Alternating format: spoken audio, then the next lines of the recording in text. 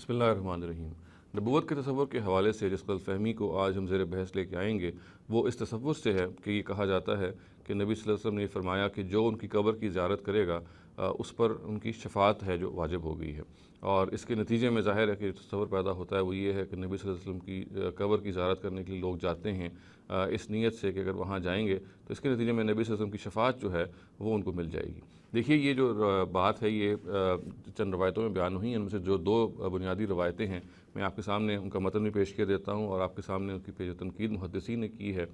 وہ بھی آ جائے گی، تاکہ یہ معلوم ہو جائے کہ یہ دونوں کی دونوں روایتیں کتنی کمزور روایات ہیں اور ان کی بنیاد پہ کوئی نتیجہ اخذ نہیں کیا جاتا۔ ایک روایت جو ہے شعب الایمان میں جو بہقی سے کتاب ہے انہوں نے نقل کی ہے، اور اس کے جو الفاظ ہیں یہ کہ من زار قبری وجبت لہو شفاعتی، یعنی یہ کہا جاتا ہے جس نے میری قبر کی زیارت کی تو اس کی جو شفاعت ہے میرے پہ واجب ہو گئی ہے۔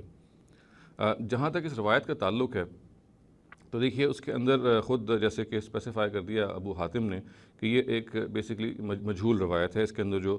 راوی ہیں موسیٰ ابن ہلال ایک مجہول راوی ہیں، اور اسی طریقے سے امام ذہبی نے بھی یہ کہا ہے کہ ایک منکر روایت ہے، اس کی بنیاد پہ کوئی نتیجہ اخذ نہیں کیا جا سکتا۔ جہاں تک دوسری روایت کا تعلق ہے اس کے بھی الفاظ بہت زیادہ سملر ہیں، اور یہ بہقی نے اپنی کتاب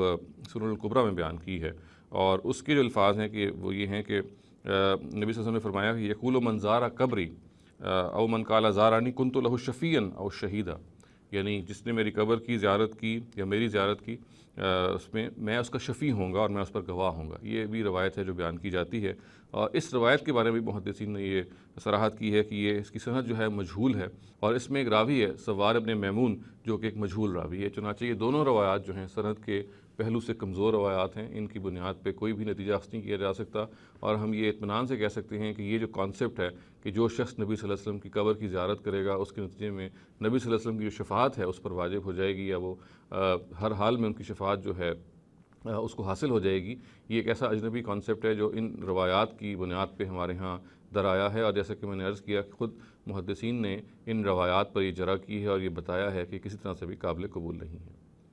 اقول قولی ھذا واستغفر اللہ لی ولکم ولسائر المسلمین والمسلمات۔